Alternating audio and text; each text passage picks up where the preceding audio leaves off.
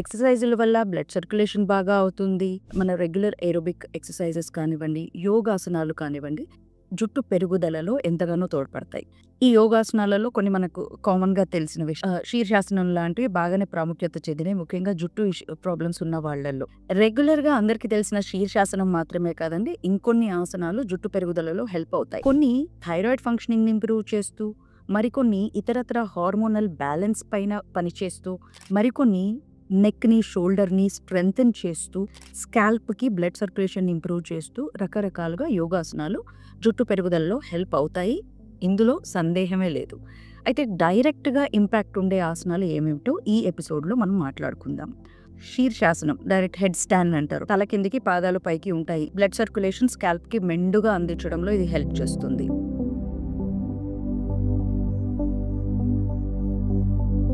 Sarvangasana thyroid ఫంక్షనింగ్‌కి సపోర్టివ్‌గా ఉంటూ ఈ ఆసనము ఓవరాల్ హెయిర్ హెల్త్‌కి హెల్ప్ చేస్తుంది.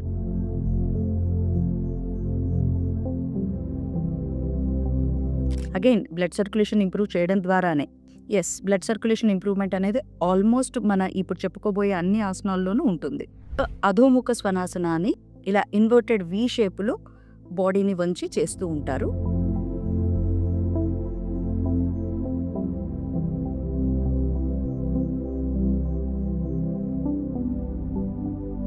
నెక్, షోల్డర్ స్ట్రెచ్ అవ్వడమే కాకుండా స్కాల్ప్‌కి బ్లడ్ సర్క్యులేషన్ బాగా అందేలాగా ఈ ఆసనం హెల్ప్ చేస్తుంది. విపరీత కరణి అనేది కూడా మరొక ఆసనము. సీల్ పోజ్ అంటూ ఉంటారు.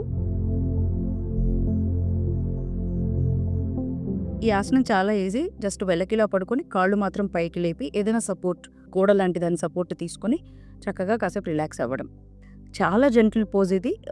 రిలాక్సేషన్‌కి, స్ట్రెస్, యాంగ్జైటీని తగ్గించడానికి చాలా బాగా హెల్ప్ అవుతుంది. ఇది కాకపోతే బిగినింగ్‌లో చాలా తక్కువ సేపు నుంచి డ్యూరేషన్ అనేది మెల్లమెల్లగా పెంచుకుంటూ వెళ్ళాలి. మంచి యోగా ప్రాక్టీషనర్ సలహా లేకుండా ఇవన్నీ పాటించకూడదు.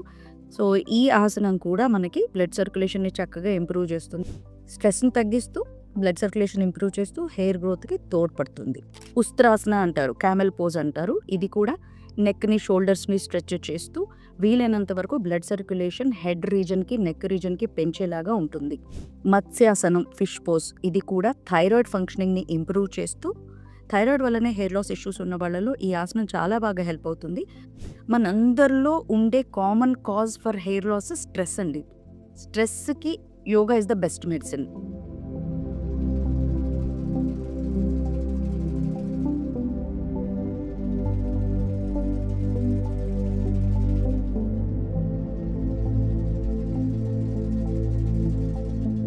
స్ట్రెస్ వల్ల అయ్యే హెయిర్ గ్రోత్‌కి, హార్మోనల్ ఇష్యూస్ వల్ల అయ్యే హెయిర్ గ్రోత్‌కి యోగా చాలా బాగా హెల్ప్ చేస్తుంది. అండ్ మర్చిపోకుండా బ్రీతింగ్ ఎక్సర్సైజెస్ ఖచ్చితంగా యోగాసనాలు అయిపోయాక చేయడం మర్చిపోవద్దు. సో హెయిర్ గ్రోత్‌కి ఆసనాలతో పాటు డీప్ బ్రీతింగ్ ఎక్సర్సైజెస్ కూడా ఎంతగానో హెల్ప్ అవుతాయి. ఆక్సిజనేషన్ ఇంప్రూవ్ చేస్తాయి, స్ట్రెస్‌ని బర్స్ట్ చేస్తాయి ఈ బ్రీతింగ్ ఎక్సర్సైజెస్. పోషకాల సప్లై కుదుళ్ళ దాకా బాగా అందేలాగా కూడా ఈ బ్రీతింగ్ ఎక్సర్సైజ్ హెల్ప్ చేస్తాయి గనక వీటిని అసలు మిస్ చేయకూడదు. కపాల్భాతి లాంటివి బాడీ డీటాక్సిఫికేషన్‌కి హెల్ప్ అవుతాయి. భస్త్రిక ప్రాణాయామ ఆక్సిజనేషన్ ఇంప్రూవ్ చేయడంలో హెల్ప్ చేస్తాయి. అనులోమ్ విలోమ్ స్ట్రెస్ బస్టర్స్. స్ట్రెస్‌ని, యాంగ్జైటీని తగ్గించడంలోనూ హెల్ప్ చేస్తూ తద్వారా జుట్టు పెరుగుదలకు హెల్ప్ చేస్తుంది. ఇండైరెక్ట్‌గానైనా జుట్టు పెరుగుదలలో ఇవి ఖచ్చితంగా తోడ్పడతాయి.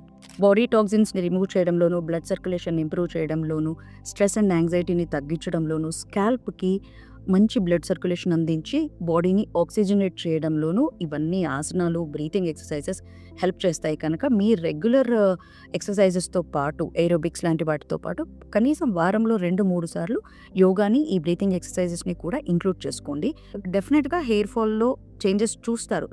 కానీ వీటి మీద మాత్రమే డిపెండ్ అవుతూ తిండిని నెగ్లెక్ట్ చేసి సప్లిమెంటేషన్ లేకుండా ఓన్లీ బట్టతలను కూడా మనం వీటితోనే కరెక్ట్ చేయొచ్చా అంటే లేదండి. ఇవన్నీ కూడా కొద్దిగా డైరెక్ట్‌గా, మరికొద్దిగా ఇండైరెక్ట్‌గా హెయిర్ గ్రోత్‌లో హెల్ప్ చేస్తాయి. ముందు అసలు మన హెయిర్ ఫాల్‌కి కారణం ఏంటి? బట్టతలగా మారుతోందా? బాల్డింగ్‌కి దారి తీస్తుందా? అనే విషయం మనం తెలుసుకోవాలి. ఆ బాల్డింగ్‌కి హార్మోనల్ ఇష్యూస్ కారణమా? మన న్యూట్రిషనల్ ఇష్యూస్ కారణమా? లేదంటే మన బ్లడ్‌లో ఏవైనా లోటుపాట్లు జరగడం అనేది కారణమా? అనేది తెలుసుకొని రూట్ కాజ్‌తో పాటు ఇవన్నీ కూడా ఇంప్లిమెంట్ చేసినప్పుడు మనకు ఖచ్చితంగా రిజల్ట్ అనేది కనపడుతుంది. అప్పటికి రిజల్ట్ రాలేదు అంటే మన క్రౌన్స్ ఉంది కదా, visit us at Crowns aesthetic solutions.